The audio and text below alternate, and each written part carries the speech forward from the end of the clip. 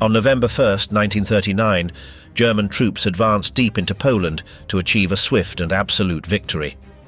Barely 20 years earlier, their forebears had also been on the march, but returning to their homeland as a defeated army. In November 1918, after 4 years of the First World War, German Emperor Wilhelm II was forced to abdicate. His armies were being crushed by an unrelenting offensive from British, French, and American troops. His people were facing famine. But a dangerous myth was already taking root. German generals and troops claimed they had not been defeated in battle, but betrayed by their own cowardly politicians. Even so, at 11 a.m. on November 11, 1918, the 11th hour of the 11th day of the 11th month, the First World War came to an end. However, the armistice halted the war on the Western Front, but did not in itself resolve the central issue. Who was going to define borders, responsibilities, security mechanisms, and economic rules in a continent with collapsed empires and exhausted societies? Between 1919 and 1920, the peace agreements attempted to establish a stable framework. The result was an order with normative ambitions to prevent another general war, and at the same time, with territorial and political decisions that sowed long-term conflicts. Negotiation was concentrated in the Paris Peace Conference. Different objectives converged there. France sought material guarantees against Germany, direct military security, strategic limits on German power, and reparations to compensate for damages. The United Kingdom prioritized a continental balance that would prevent hegemonies, preserve trade routes, and avoid France becoming excessively dominant. The United States, through Woodrow Wilson's agenda, promoted principles of self-determination and an institutional framework, the League of Nations, to manage disputes, although its domestic politics did not guarantee sustaining long-term commitments. Italy demanded territorial compensations promised during the war, with growing tensions between what was expected and what was obtained. These objectives were not fully compatible. Peace was signed, but the consensus on how to enforce it was incomplete from the outset. The legal and symbolic center of the new order was the Treaty of Versailles with Germany, signed on June 28, 1919. Several pillars were defined there. First, the territorial. Germany lost territories in favor of its neighbors, and special arrangements were established over disputed areas. Second, the military. Limitations were imposed on armed forces, equipment, and organization. Third, the economic, reparations, and associated mechanisms were contemplated. Fourth, the political moral, the attribution of responsibility for the war, which carried considerable internal weight in post-war Germany. The treaty was not just a text, it was a signal of how the victors understood the prevention of future aggressions, restricting capabilities and correcting borders. That logic, however, depended on constant vigilance and sustained cooperation among the victorious powers. At the same time, Versailles could not be isolated from the collapse of 4 empires: German, Austro-Hungarian, Russian, and Ottoman. Borders were not redrawn solely to punish a defeated power. The political structure of Central and Eastern Europe was reorganized. This process materialized through a series of complementary treaties. With Austria, the Treaty of Saint-Germain-en-Laye was signed, which recognized the dissolution of the Habsburg Empire, prohibited political union with Germany, and defined the distribution of territories. With Hungary, the Treaty of Trianon was signed, which was particularly severe in territorial terms and left large Magyar communities outside the new Hungarian borders. With Bulgaria, the Treaty of Neuilly was signed in 1919. With the Ottoman Empire, the Treaty of Sèvres was signed, although that framework would later be revised by the Turkish War of Independence and the subsequent Treaty of Lausanne in 1923. Taken together, these agreements created states, consolidated others, and established significant minorities within new or expanded borders. Another decisive element was the principle of self-determination. It was invoked as a criterion to justify borders and state legitimacy, but it was applied unevenly. Central and Eastern Europe presented a structural problem: mixed populations, multi-ethnic cities, regions with overlapping loyalties, and integrated economies that did not coincide with clear national lines. In that context, any redrawing of borders generated minorities. The treaties sought to mitigate this through minority protection regimes, often under international supervision. However, these mechanisms were politically fragile. They could be perceived as external impositions, and their implementation once again depended on the will of the powers. On the strictly geopolitical level, the Peace of 1920 attempted to contain Germany and at the same time stabilize the belt of Central and Eastern Europe. For France, one objective was to prevent Germany from regaining the dominant position it had held before 1914. To achieve this, it needed allies to the east, such as Poland, Czechoslovakia and Romania, who would act as counterbalances. But these states were born with border disputes and their own agendas. Regional stability was not a given, it was a task, and the Paris system did not provide an automatic instrument to resolve local conflicts without turning them into larger problems. In Germany, the political impact of peace was immediate. The signing of Versailles took place amid a traumatic transition. The fall of the empire, the proclamation of the Republic, episodes of political violence, and a crisis of authority. The treaty became a constant point of reference, not only because of territorial losses or military limitations, but because it was interpreted as a national humiliation and a threat to sovereignty. That perception was not homogeneous, but it had broad strength. A concrete consequence matters here. German domestic politics became marked by the debate over revision of the treaty. Revision did not necessarily imply war from the outset, but it introduced a persistent objective that conditioned all subsequent foreign policy. In France, peace did not bring a sufficient sense of security. The memory of 1871 and of the Great War fueled a strategy of hard guarantees. But France also faced constraints: material reconstruction, debts, social tensions, and dependence on coordination with London. The United Kingdom, for its part, was not interested in permanent and costly control of the continent, and cautiously assessed any measure that might push Germany toward a revanchist stance or toward alliances that could alter the European balance. Between 1920 and 1923, the order established after the First World War ceased to be an abstract architecture and began to operate as a concrete system of borders, customs, armies, treaties, and minorities. In that transition, predictable frictions appeared. The political map had been redrawn in regions where population distribution did not coincide with clear national lines, where economies had functioned for decades as integrated units, and where the collapse of empires had unleashed old disputes. What was presented as a solution in Paris became, in practice, a set of problems of state administration, border security, and internal legitimacy. In Central Europe, the effective disappearance of the Austro-Hungarian Empire produced states with heterogeneous territories. Austria was reduced to a small state, with Vienna as a capital oversized in relation to its economic base. Hungary, for its part, suffered territorial losses that affected not only the country's size, but also its economic composition and strategic position. That reduction was a source of internal instability and a foreign policy oriented toward revision. It was not merely a matter of national pride. With Magyar communities left outside Hungary, the Hungarian state found in the minority question a permanent argument to challenge the new map, especially in relation to Romania, Czechoslovakia, and the Kingdom of Serbs, Croats, and Slovenes. Czechoslovakia was born with inherited industrial advantages, but its demographic composition included significant minorities, especially in the German-speaking border areas. That fact from the outset had political relevance.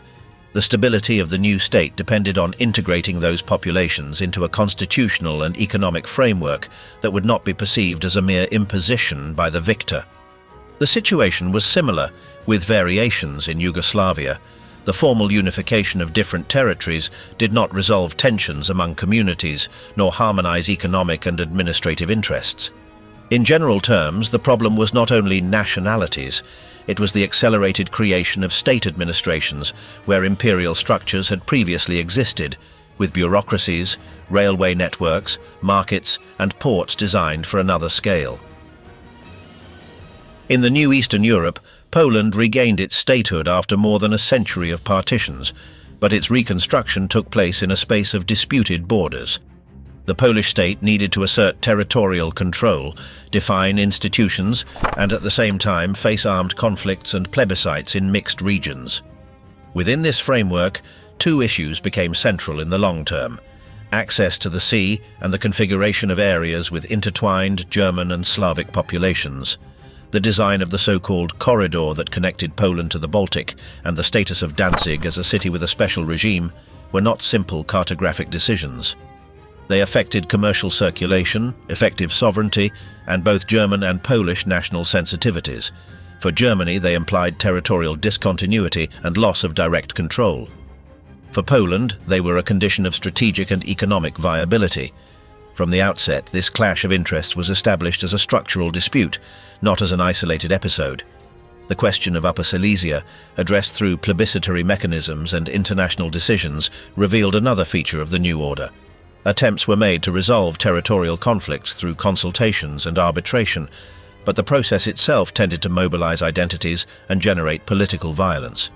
In industrial regions, the border did not only define the flag and official language, it determined which tax system was paid, which currency circulated, which market absorbed production, and which army guaranteed control. In that context, the dispute over a territory could become a dispute over the economic survival of a state. To the east, the Polish-Soviet conflict, which culminated in the Treaty of Riga in 1921, left a Polish eastern border that incorporated territories with diverse populations, and that, for the new Soviet state, consolidated a strategic and symbolic loss. That arrangement did not close the rivalry. It froze it. In terms of European stability, the result was twofold. On the one hand, the immediate Soviet projection westward was contained. On the other, a borderline was created with latent tensions and with communities that could be instrumentalized by propaganda, by security policies, or by revisionist plans. This was important because the post-war system needed Eastern Europe to function as a relatively stable belt. Instead, it operated as a zone where security depended on fragile balances. The Baltic states, Estonia, Latvia, and Lithuania, consolidated their independence in an environment of geopolitical pressure and border disputes, especially around Vilna/Wilno. The rivalry between Poland and Lithuania over that city left an open conflict that affected possible alliances and fueled regional distrust. That distrust reduced the capacity to coordinate collective defenses. In the new map, security did not depend solely on the great powers. It depended on whether medium and small states could cooperate. Border and minority disputes hindered that cooperation from the outset. In southeastern Europe, Romania emerged enlarged, integrating territories with ethnic diversity. That growth strengthened its position but also expanded internal challenges. Administering regions with historical and demographic differences required political cohesion, investment, and lasting internal agreements.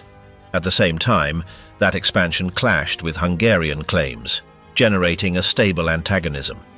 In that region, the new order tended to form security blocs that understood themselves as defensive, but which were interpreted by neighbors as instruments of containment. In other words, even when a state claimed to act to preserve peace, another could see it as an alliance intended to prevent any revision, peaceful or otherwise. In the Ottoman sphere, the Treaty of Sèvres did not produce immediate stability.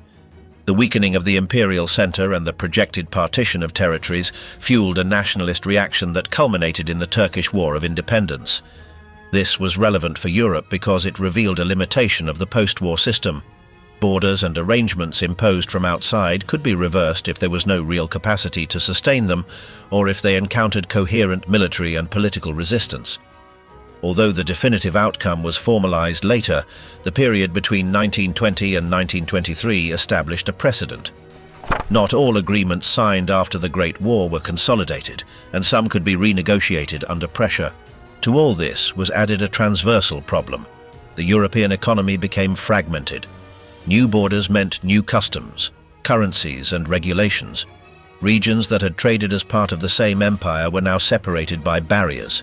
Economic reconstruction required coordination, but domestic politics pushed toward protectionism and the prioritization of national employment and supply. This fragmentation especially affected the successor states of empires, which depended on railway networks and markets that were no longer integrated. Politically, economic difficulties fueled internal tensions and weakened moderate governments, which reduced the capacity to fulfill international commitments and to sustain stable policies toward minorities. At this point, the minority question became a practical element. It was not only about cultural rights, although that dimension existed. It was about state loyalty, internal security, and legitimacy. When a state included a large minority linguistically or culturally linked to a neighbor, that minority could be seen as a risk, and the neighbor could present itself as its protector. This mechanism was a recurring resource in interwar Europe. Between 1920 and 1923, a general crisis had not yet been defined, but it was already embedded in the ordinary functioning of the map.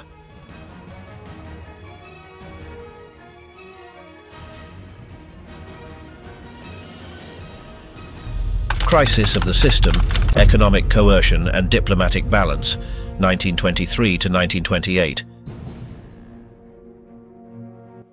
In 1923, the European post-war order faced a direct test: the issue of reparations and the real capacity of the victors to enforce compliance without destabilizing the very states they sought to control. It was not merely a financial conflict. It was an episode in which three dimensions combined: the economy as an instrument of coercion, German domestic politics as a factor of rupture, and divergence among the Allies over the methods to secure the system. The result weakened the credibility of the framework built after 1918 by showing that its application could produce crises greater than those it was meant to prevent. The underlying problem stemmed from the general definition of responsibilities and payments set in the Treaty of Versailles and later specified in amounts and schedules. For France, reparations were a central element of reconstruction and a mechanism to keep Germany limited. For the United Kingdom, collection had to be compatible with overall economic recovery and German political stability. For Germany, the payment regime was perceived as a burden, incompatible with its economic capacity, and as a prolongation of defeat through administrative means. This combination generated a structural conflict. The system demanded payments.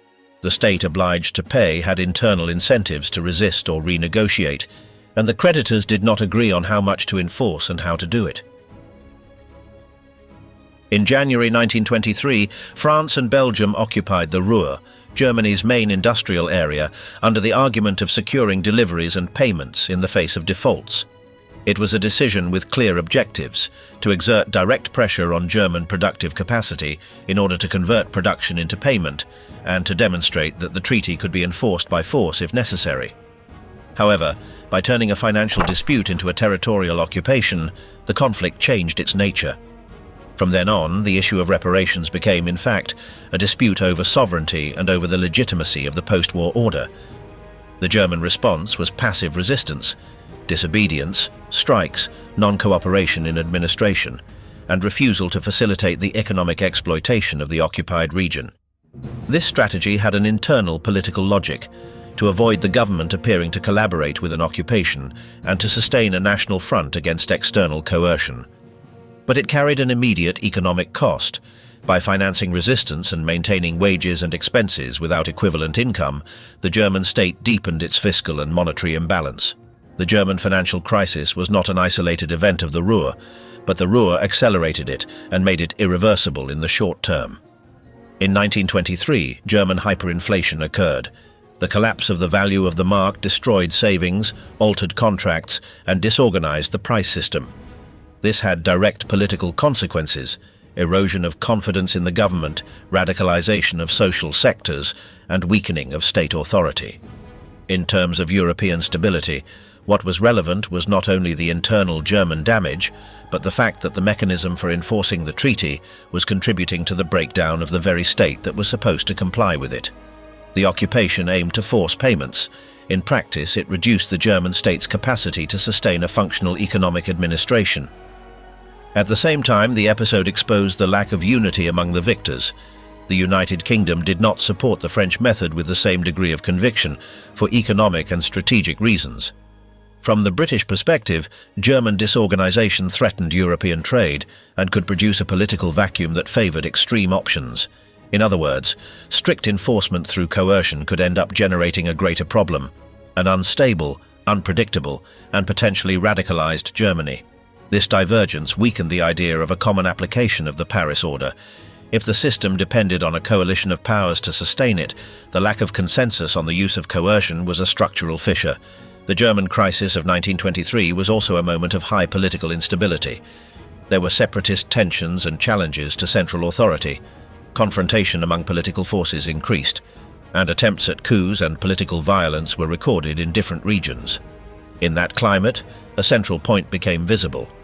The German Republic, born in 1918, operated under simultaneous pressures. On the one hand, it had to meet international demands to avoid sanctions. On the other, it had to sustain internal legitimacy before a population that interpreted compliance as submission. External coercion strengthened internal narratives that blamed the democratic regime for defeat and humiliation, and that presented the post-war order as an illegitimate system. Stabilization came when the German government abandoned passive resistance, introduced monetary reforms, and moved toward a renegotiation of the payment scheme. This did not resolve the underlying conflict, but it changed the method.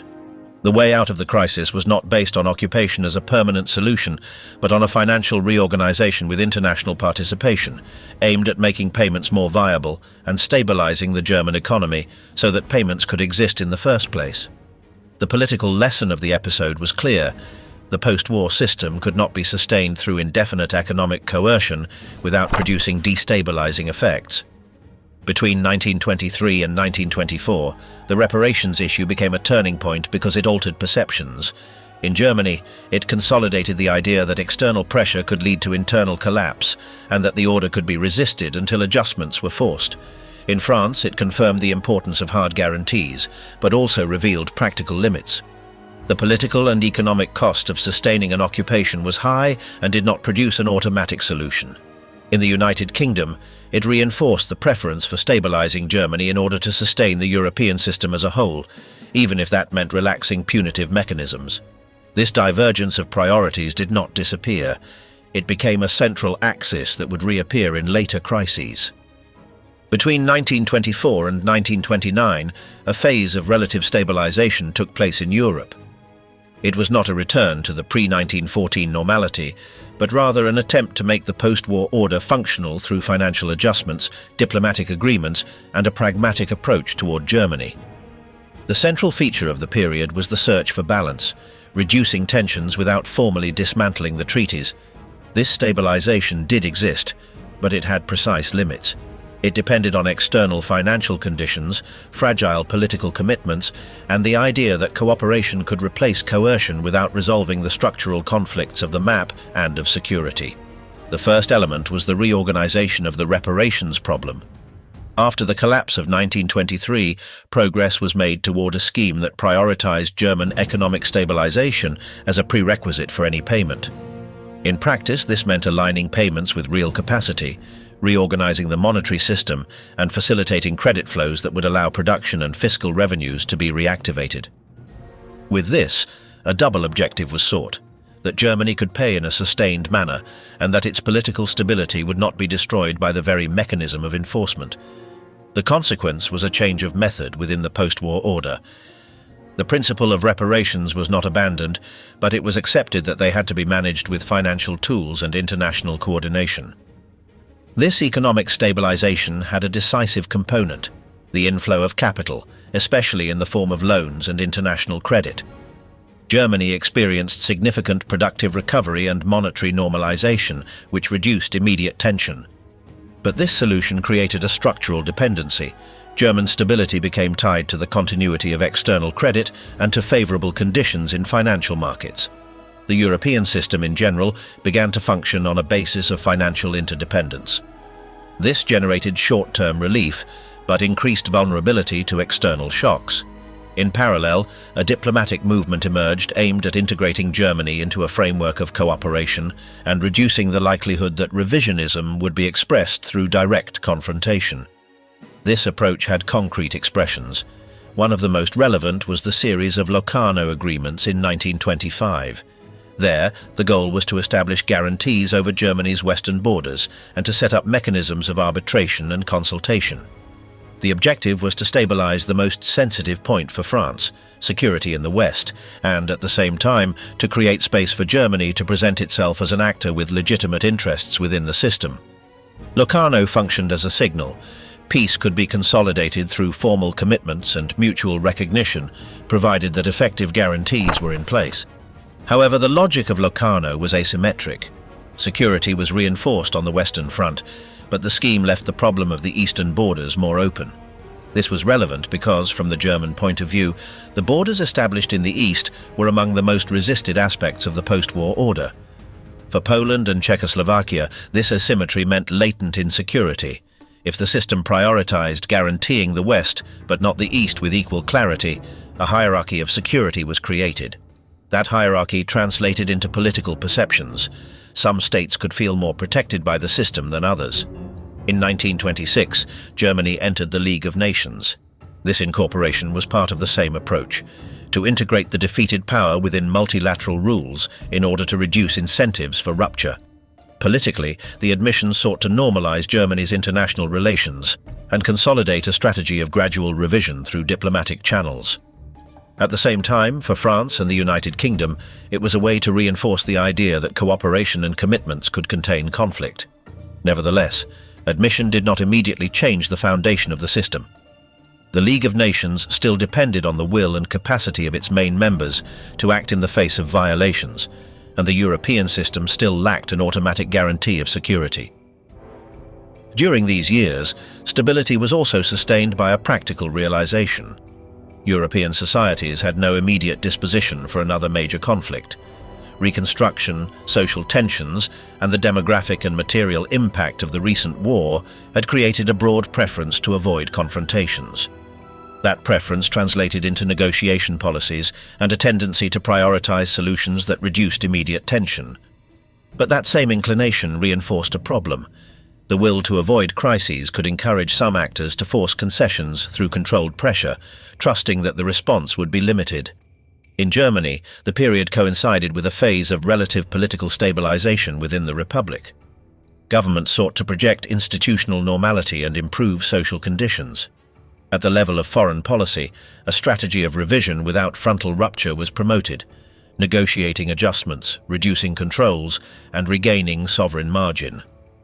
The Versailles question did not disappear. It was managed as a gradual objective.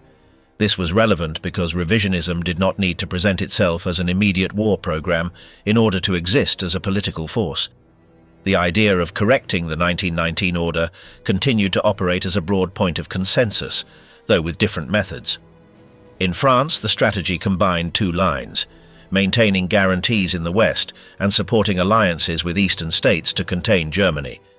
But the effectiveness of those alliances depended on coordination, resources, and credibility. As financial stability seemed to improve the general situation, the political difficulty of sustaining permanent pressure policies increased. In the United Kingdom, orientation remained toward European balance and toward reducing measures that could generate a German crisis. That stance did not imply ignoring risks, but rather prioritizing indirect containment, economic stability, and diplomatic agreements as substitutes for coercion. This phase, taken as a whole, did not eliminate the underlying causes linked to the map and to security.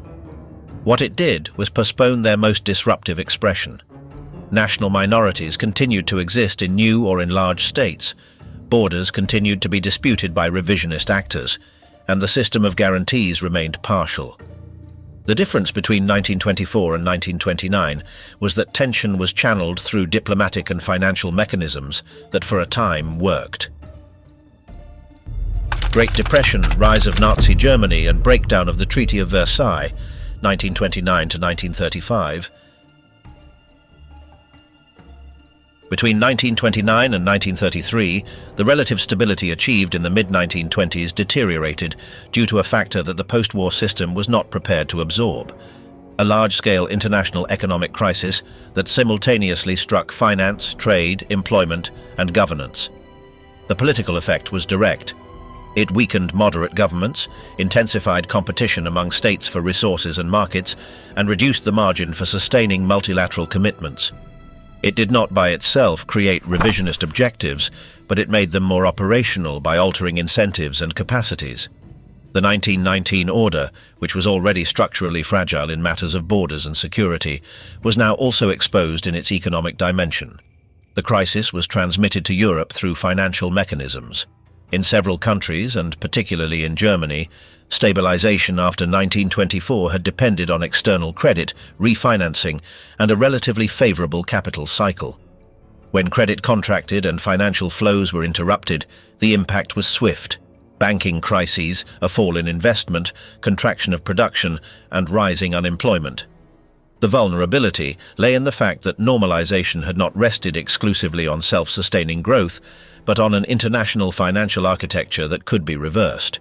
In Germany, the crisis struck at the core of the stabilization of previous years. Unemployment rose, tax revenues fell, and governments faced a political dilemma with high costs: cut spending and maintain fiscal discipline to avoid monetary collapse, or expand spending and risk financial instability. In a fragmented political system, with fragile coalitions, this tension reduced the capacity to govern. The result was an erosion of the Republic's legitimacy, not through a single event, but through a sequence of unpopular decisions, and the perception that the state lacked effective tools to confront social deterioration. The crisis also reshaped the debate over Germany's place in the international system. In practice, the continuity of payments and agreements linked to the post-war order became more difficult to sustain politically. The issue of reparations and external burdens re-emerged as a central theme, not only as a nationalist objection, but also as an economic argument. If the state faced massive unemployment and declining production, compliance with external obligations became a permanent point of internal conflict. This increased receptivity to political options that promised to revise the order through more confrontational means, or that presented the crisis as proof that international cooperation had failed. In other European economies, the Great Depression drove defensive policies. The collapse of international trade led to protectionist measures, controls, imperial preferences, and customs barriers. This phenomenon had a structural consequence. It deepened the economic fragmentation that had already existed in Europe since the creation of new states and borders. If the previous decade had attempted to reconstruct a certain normality through credits and agreements, the crisis reinforced the tendency to prioritize domestic markets and to compete for exports and reserves. The economy ceased to function as a support for cooperation and instead operated as a field of competition among states. This economic competition had an impact on the international political order. The willingness to sustain multilateral sanctions or collective security commitments weakened when governments prioritized urgent domestic problems. In practical terms, maintaining policies of external pressure or intervention required resources, consensus, and internal stability. The crisis reduced all three. Therefore, even when there was awareness of strategic risks, the capacity to respond was limited by economic constraints and by a domestic agenda dominated by unemployment and social conflict. In the United Kingdom, the crisis led to decisions aimed at protecting trade and financial stability. This reinforced a preference for avoiding continental commitments that implied immediate costs and for seeking solutions that did not escalate conflicts. In France, concern for security continued, but it coexisted with economic difficulties and internal debates over how to manage the crisis. In both cases, the political margin to sustain an active and coherent stance in the face of a potential challenge to the order diminished. The system depended on coordination among powers, and the crisis reduced effective coordination. In Central and Eastern Europe, the crisis struck economies that were already fragile due to their productive structure and fragmented markets. In several states, economic deterioration intensified internal tensions, including conflicts among social groups and tensions between majorities and minorities. This dimension was not secondary. States that had been conceived as part of regional balance became more unstable and more prone to authoritarian policies or opportunistic external alignments. The region's stability depended on governments capable of maintaining administrative control and minimal consensus. The Depression eroded that capacity. The most decisive political effect of the period was the transformation of the ideological climate. The crisis weakened confidence in parliamentary liberalism and in the idea that the international order could be sustained through rules and procedures. This does not mean that democracy disappeared uniformly or that all states automatically shifted toward extremes, but it did increase the appeal of projects that offered centralized direction, control of social conflict, and national recovery. In that context, territorial and political revisionism found a more favorable ground, not only because of previous grievances, but because the crisis made the promises of stability in the post-war system appear empty to broad sectors. In Germany, the rise of radical forces took place in a context where the state seemed incapable of guaranteeing employment and predictability. politics became polarized and compromise solutions grew more difficult. The possibility of regime change was no longer abstract. It became a plausible outcome as the political center disintegrated. This dynamic culminated in 1933 with the arrival of a government that no longer conceived of revising the order as a prolonged negotiation, but rather as a unilateral transformation of Germany's position in Europe. In causal terms, the crisis did not create the objective of revision. It accelerated the transition from gradual revision toward a rupture strategy. By the end of 1933, the post-war order was weakened on two levels. On the economic level, cooperation had diminished and competition for markets and resources had increased. On the political level, governments and societies were less capable of sustaining concessions, agreements and multilateral commitments. Stability between 1924 and 1929 had depended on credit and a climate of negotiation. Between 1933 and 1935, European politics entered a different phase because Germany shifted from a predominant strategy of gradual revision of the post-war order to a strategy of progressive dismantling, with decisions that combined fate's accomplice, rearmament, and tests of international reaction. The central point of the period was not an immediate outbreak of war, but the deliberate modification of restrictions imposed after 1919 and the search for strategic room through incremental steps. In parallel, the other powers reacted with partial measures and a high degree of caution, conditioned by internal limitations and by the expectation that it was still possible to redirect the conflict within a negotiated framework.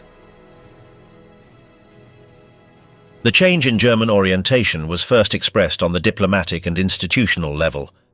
The relationship with the multilateral mechanisms built after the First World War became instrumental. Cooperation ceased to be an end in itself and became a contingent resource. Withdrawal from forums or the reduction of commitments did not merely imply a symbolic gesture, it reduced channels of oversight and weakened the idea that European security depended on common procedures. From that point, the problem was no longer only whether Germany considered the Versailles Order unjust, but whether it was willing to respect limits while seeking to modify it. In practice, the axis of the period was rearmament.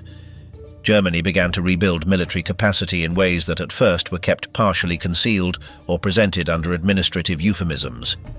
The objective was to recover basic instruments of power: training, doctrine, industry, and cadres. This reconstruction was not an isolated move. It responded to an internal logic that linked national recovery with military sovereignty. In the post-war framework, military limitations were one of the central instruments to prevent a repetition of the Great War. For that reason, German rearmament struck at a pillar of the system even before borders were discussed. The international reaction was conditioned by two factors. The first was the absence of an automatic response. The multilateral system depended on political consensus and the willingness to impose costs. The second factor was risk calculation. Confronting an initial violation forcefully could imply escalation, military costs, or diplomatic crisis, in a context where governments were still marked by the recent experience of war and by internal social tensions. Therefore, responses tended to privilege signals, protests, and negotiations, with little inclination to use direct coercion. In 1935, the Saar plebiscite revealed a specific aspect of the period. Germany used mechanisms foreseen or tolerated by the system to obtain results that reinforced its domestic political position and its international legitimacy. The return of the Saar to German control through a popular consultation was important for two reasons. First, it provided a political victory presented as a legitimate rectification. Second, it strengthened the idea that revisionism could advance without direct confrontation if political pressure and procedures were combined.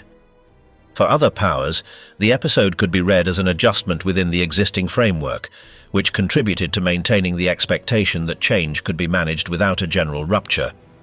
However, the decisive step of the period was the open announcement of rearmament and the reintroduction of compulsory military service in 1935. This eliminated ambiguities. It was no longer about discrete infractions or technical developments, but about an explicit denial of central restrictions. In causal terms, this was a turning point. The post-war order ceased to be a framework that Germany sought to revise and became a framework that Germany sought to invalidate in its essential aspects. Rearmament was not only a military problem, it altered the balance of power and, therefore, the expected conduct of other states. In the United Kingdom and France, the response reflected divergent priorities and concrete limits. France remained concerned about security and the risk of a strengthened Germany. But its capacity to act unilaterally was limited, both by economic costs and by the need for coordination with London. The United Kingdom tended to evaluate German rearmament within a logic of balance and negotiation, with the idea that certain German demands could be considered, or at least managed, to avoid a larger conflict. This difference in approach weakened the possibility of a rapid and joint response. The system required coherence, and the period from 1933 to 1935 showed that such coherence was difficult to sustain when the costs of confrontation were perceived as high. In this context was the Anglo-German Naval Agreement of 1935.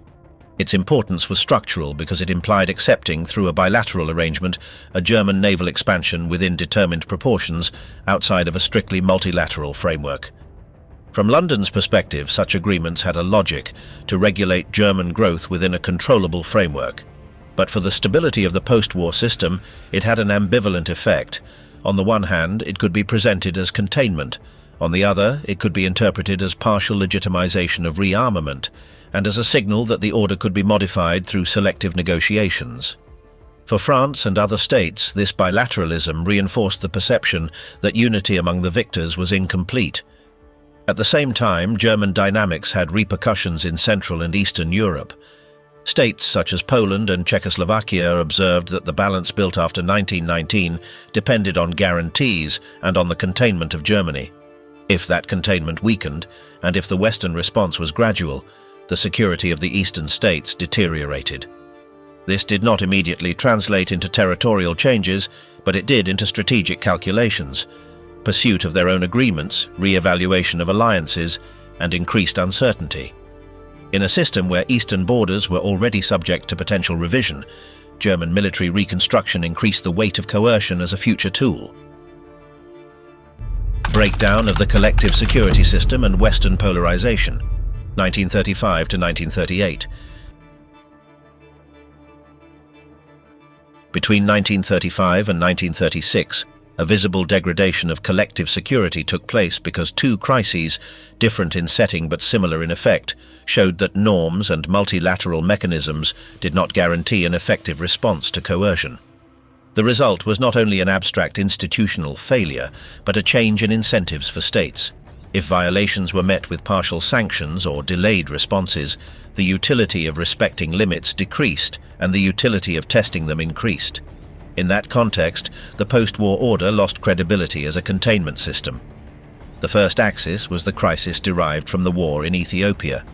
The Italian invasion and the international reaction exposed a structural problem of the League of Nations.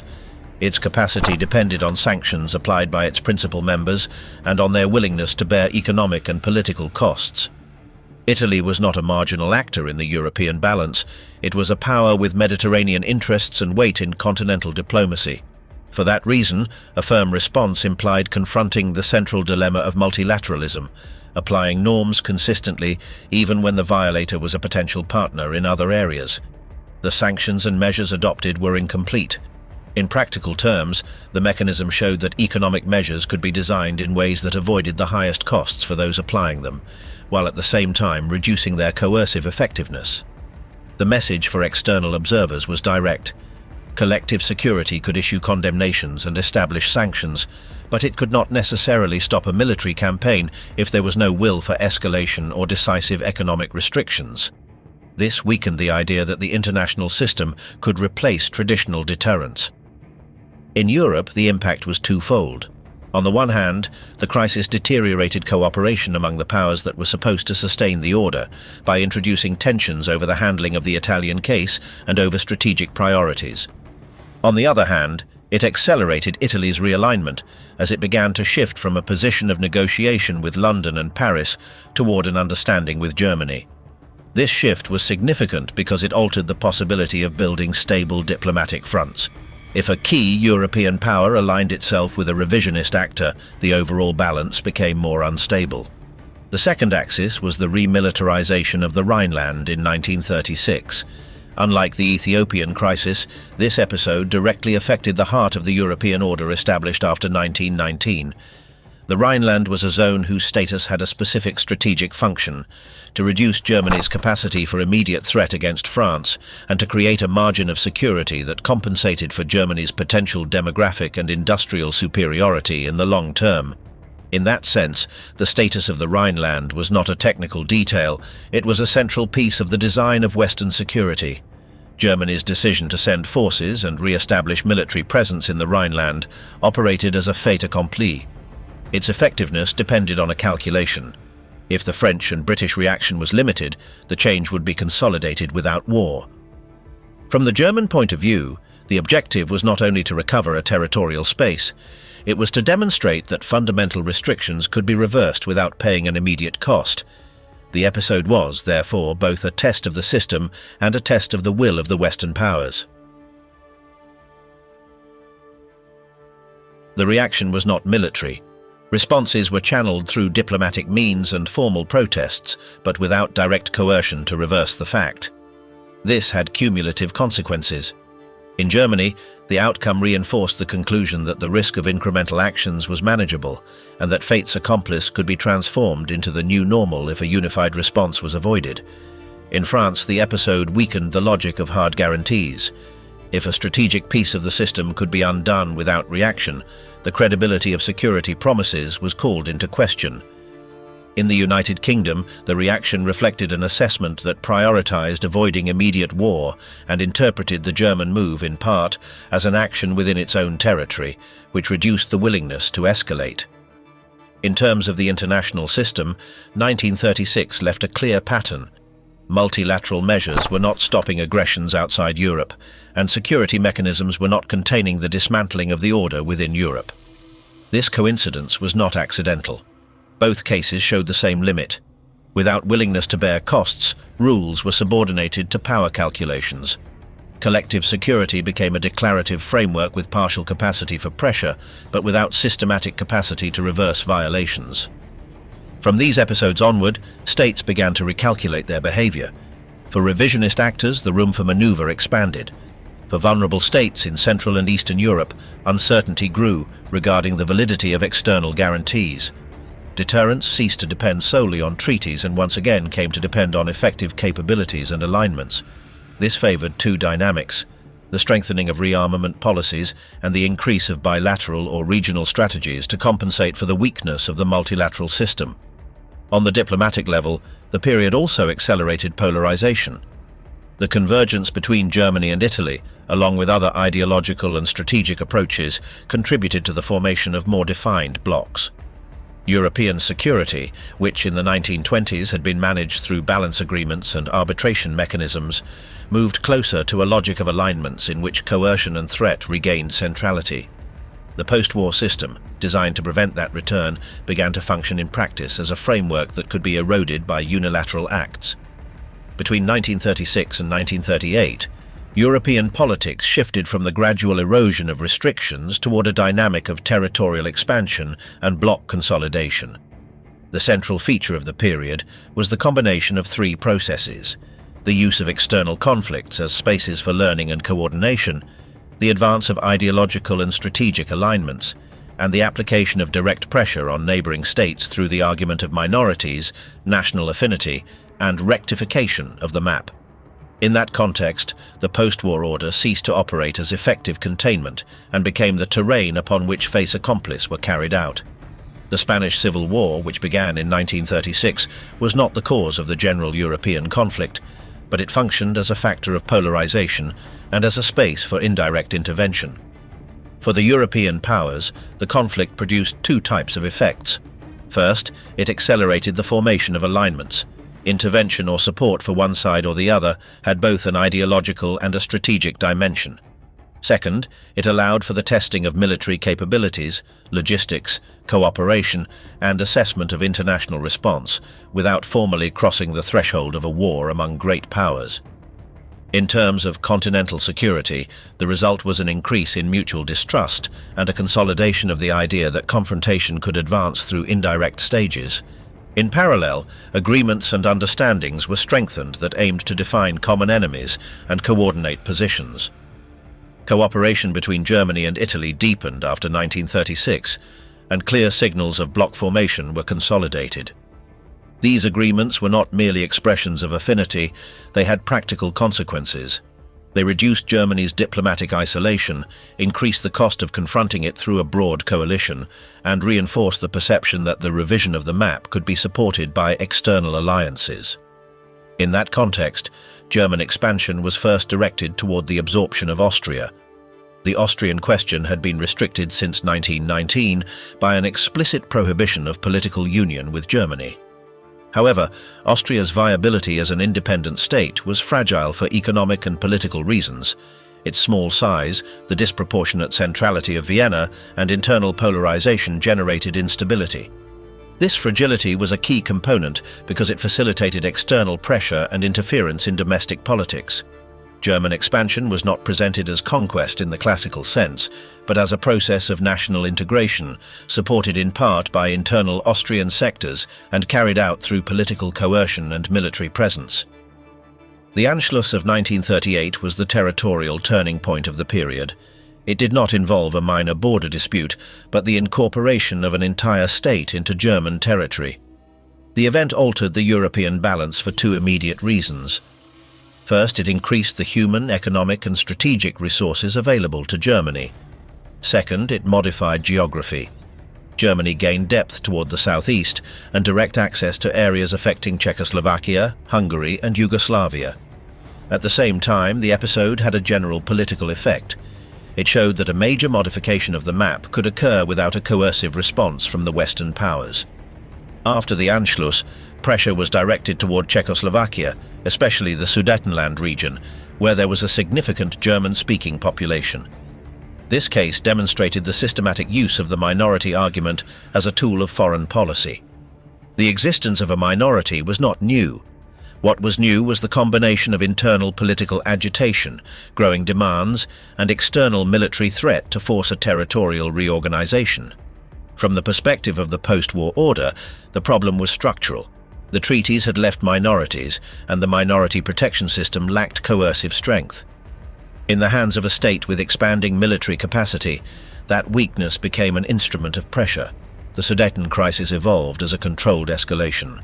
The demands were presented as a matter of rights and self-determination, but they were framed in a context where the use of force was a credible possibility. Czechoslovakia's situation was especially delicate.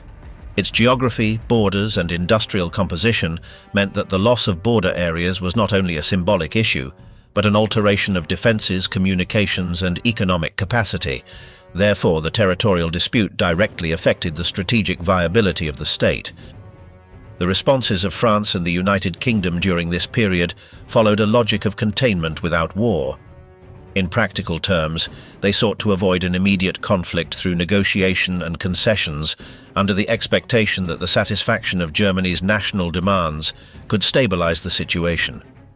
The problem with this strategy was that it operated under a premise difficult to verify, that expansion would stop once certain objectives were reached.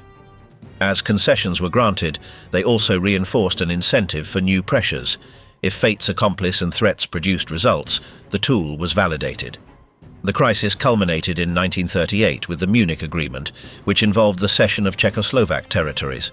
The main point of the episode was not the document itself, but its political function. It resolved the immediate crisis without war, but altered the structure of European security. The cession strategically weakened Czechoslovakia and showed that the Western powers could accept significant territorial modifications under pressure. In Central and Eastern Europe, the effect was an increase in uncertainty. States that depended on external guarantees or on the idea of a multilateral system observed that, under German pressure, the response could be negotiation and concession, not collective defense. This encouraged national survival policies, bilateral approaches, re-evaluation of alliances, and in some cases acceptance of external demands to avoid isolation. Regional cohesion, already weak due to previous disputes, eroded further. By the end of 1938, the European landscape presented three cumulative features. First, Germany had achieved major territorial modifications without a general war. Second, the minority argument and incremental pressure had been consolidated as effective methods. Third, collective security mechanisms and formal guarantees had demonstrated practical limits in the face of coercion. At that point, the question was no longer whether the post-war order could adapt to revisions. It became whether any operational limit remained to an expansion that had already shown the capacity to reorganize the European map. From Munich to the liquidation of Czechoslovakia and the road to the outbreak of the Second World War, 1938 to 1939, what until then could be presented as a rectification based on minorities or negotiated decisions was transformed into a dynamic of state dismantling. The central point was not only the acquisition of territories, but the demonstration that a state could be disarticulated through pressure, coercion, and occupation, without the international system reacting with a proportional response. This transition altered the interpretation of the German problem in London and Paris. It ceased to appear as a matter of border adjustments and became a problem of strategic expansion without clear limits. The Munich Agreement had entailed the cession of the Sudetenland, a key region for defensive, economic, and industrial reasons. That cession immediately weakened Czechoslovakia. The fortifications and defensive positions along the borders fell into German hands, and the state's capacity to sustain credible deterrence was reduced. This material effect was decisive because, from that point onward, the Czechoslovak state was exposed to new pressures with less margin for military and political response. At the same time, Munich had an internal political consequence. It accelerated fragmentation. The Czechoslovak state was composed of communities with diverse interests and loyalties. By losing territories and having its security dependent on external actors, political cohesion was weakened. Pre-existing internal tensions became more difficult to manage. In that context, autonomist pressures grew, especially in Slovakia. This dynamic cannot be understood as an isolated, spontaneous event. The territorial crisis and the loss of central authority increased the capacity of internal actors to demand reconfigurations and heightened the possibility that external forces could use those demands as leverage. In parallel, the map of Central Europe was rearranged following the disintegration of Czechoslovakia. Neighboring states with territorial claims took advantage of the situation to advance over specific regions, consolidating a process in which Czechoslovakia was treated as a space to be partitioned. This revealed a recurring feature of periods of territorial crisis. When a state loses support and defensive capacity, its integrity becomes the object of negotiation and regional opportunism. The post-war order, designed to protect borders through treaties, did not offer an effective mechanism to prevent this type of dynamic when pressure was applied consistently. The decisive step occurred in March 1939, when Germany occupied the remainder of the Czech lands and established a separate Slovak state under German tutelage. This event was particularly significant because it could no longer be presented as the incorporation of a German minority in a neighboring state. In the Czech regions, the minority argument did not operate in the same way as in the Sudetenland. The action was, in practical terms, an occupation and political subordination of a central, industrial, and strategically relevant territory. It was the point at which revisionism ceased to uphold the pretense of being limited to national demands and was expressed instead as the construction of regional dominance. The occupation had immediate strategic effects. Germany incorporated industrial capacity and resources and obtained a geographic position that facilitated pressure on Poland, Hungary, and Romania. Moreover, the elimination of Czechoslovakia as a functional state removed an important element of balance in Central Europe, a country with industry, defensive positions, and diplomatic ties that until then had been a component of the containment scheme. Its disappearance simplified the strategic environment for Germany and weakened the room for maneuver of neighboring states. In London and Paris, the episode altered the political reading of previous concessions. The idea that the cession of territories with German populations could stabilize Europe lost plausibility. The occupation of the remaining Czech lands showed that the method could extend beyond the minority logic. In terms of incentives, this changed the calculation. If concessions did not stop expansion, then negotiation based on satisfying specific demands did not offer a stable solution. Therefore, the problem ceased to be the content of a concrete territorial demand and became the trajectory. a sustained expansion that could continue as long as no external limit was imposed. The political reaction was a shift toward more explicit guarantees. It did not yet imply an immediate capacity for effective military intervention, but it did involve a redefinition of commitment.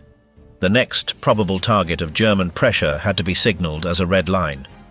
This change was expressed in the increase of commitments toward Poland and in the idea that a new territorial expansion would not be accepted as a negotiable adjustment.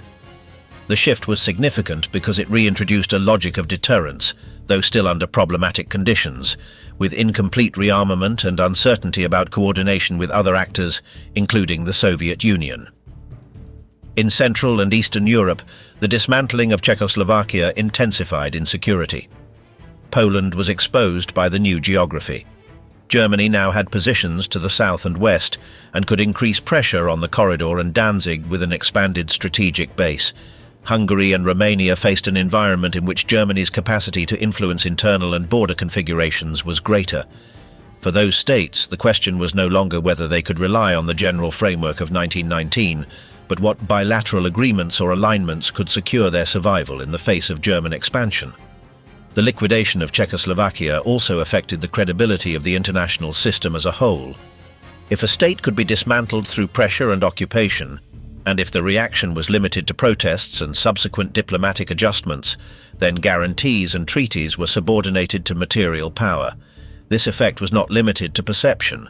It influenced concrete decisions. States that felt unprotected tended to seek accommodation with the dominant power or to adopt accelerated rearmament policies. Both paths reduced the space for stable multilateral solutions.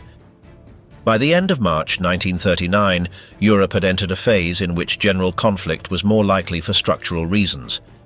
German expansion could no longer be interpreted as a series of finite adjustments. The immediate focus was the Polish question. Since the creation of Poland, access to the sea and the associated territorial design had remained a structural conflict. For Germany, the corridor connecting Poland to the Baltic and the status of Danzig were symbols and strategic problems. For Poland, they were conditions of sovereignty and economic viability. In 1939, this dispute was reactivated in a radically different context from that of the 1920s. Germany was no longer effectively constrained by the post-war system, and it had demonstrated that it could alter borders through pressure. Therefore, the demands were not interpreted as an isolated negotiable dispute, but as part of an expansive trajectory. German proposals included demands regarding Danzig and the territorial connection through the corridor. Even if some formulas could be presented as adjustments, the problem for Poland was structural. Accepting a change that affected its access to the sea or its territorial continuity weakened its strategic position and could open the door to new demands. Moreover, after the liquidation of Czechoslovakia, confidence that limited concessions would stop the pressure was low. In that sense, the issue was not only territorial, it was the precedent and the perception that any concession would increase dependence and vulnerability. In parallel, the United Kingdom and France had modified their stance after March 1939. The guarantees offered to Poland sought to establish a political limit. A new German expansion in Europe would not be accepted without a response. These guarantees had a deterrent function, but they faced a problem. Deterrence depends on credibility. Credibility, in turn, depends on the capacity and willingness to act. In 1939, both powers were rearming and did not have an ideal military position to intervene immediately in Eastern Europe. Even so, the commitment existed and conditioned decisions. Poland had incentives not to yield quickly if it believed it had support. Germany had incentives to evaluate whether that support would be effective or remain merely declarative. The third decisive component was the Soviet Union. From the perspective of European security, 1939 was marked by the problem of alliances. If Germany faced a broad coalition that included both East and West, the cost of war increased and deterrence could operate. If, on the other hand, Germany could neutralize the Eastern Front through agreement, the scenario changed drastically. Therefore, the place of the USSR was not a detail. It was a structural factor. Both the Western powers and Germany evaluated Soviet options, but with mutual distrust and incompatible objectives. Negotiations between the USSR and the United Kingdom/France were conditioned by concrete problems: lack of political trust, disagreements over military commitments, and in particular, the problem of transit and the sovereignty of intermediate states. For the USSR to participate in a security scheme against Germany, it needed to define how it would operate militarily in a war scenario, which implied crossing territories such as Poland or Romania. Those states, for their part, deeply distrusted a Soviet presence and feared that assistance would turn into occupation or loss of autonomy. Thus, the design of an effective coalition clashed with a contradiction. Soviet support seemed useful to contain Germany, but the states whose defense was to be guaranteed were reluctant to allow Soviet military conditions on their territory. In that context, Germany moved toward an alternative solution: a direct agreement with the USSR that neutralized the possibility of a hostile Eastern Front. The German-Soviet Pact of August 1939 had an immediate function: to reduce the strategic risk of war on two fronts and to create political conditions for acting against Poland without facing Soviet intervention. In addition, it included a secret understanding about spheres of influence in Eastern Europe. In terms of the interwar period, that is between 1918 and 1939, this was significant because it connected two elements: the fragility of the map of Eastern Europe and the willingness of great powers to treat that region as a space for partition when the collective security system no longer functioned. Once the Eastern risk was neutralized, the dynamic regarding Poland accelerated. Western guarantees alone were not sufficient to stop Germany's decision if Germany concluded that it could achieve a quick victory or that Western intervention would be limited in the short term. Poland, for its part, faced a dilemma with no good outcome. Yielding meant losing essential elements of sovereignty and becoming vulnerable to future pressures. Resisting meant relying on external guarantees with operational uncertainty. This dilemma was the final product of the trajectory begun in 1919. A state created and sustained by the post-war system had to defend its viability when the system could no longer impose consistent limits on a revisionist power. On September 1, 1939, Germany invaded Poland. The invasion was not an isolated event, but the final step in a sequence that combined revision of the map in stages, weakening of multilateral mechanisms, realignments and agreements to neutralize adversaries. In response to the invasion, the United Kingdom and France declared war on Germany. With that act, the conflict ceased to be a regional dispute and became a European war of great powers. The diplomatic structure built between 1919 and 1920 was, in practice, superseded by the return to a logic of war between states. In causal terms, the war began in 1939 because the post-war order failed to resolve or contain three simultaneous problems. First, the problem of the map: borders and minorities designed without sufficient mechanisms to prevent them from becoming instruments of expansion. Second, the problem of security: a multilateral architecture without a unified guarantor and with inconsistent responses to coercion. Third, the problem of the economy and domestic politics: crises and radicalization that reduce the capacity to sustain commitments and increase the appeal of power projects. When these three dimensions converged at a critical territorial point, Poland, war became the mode of resolution chosen by the actor that had initiative, capacity, and a favorable calculation.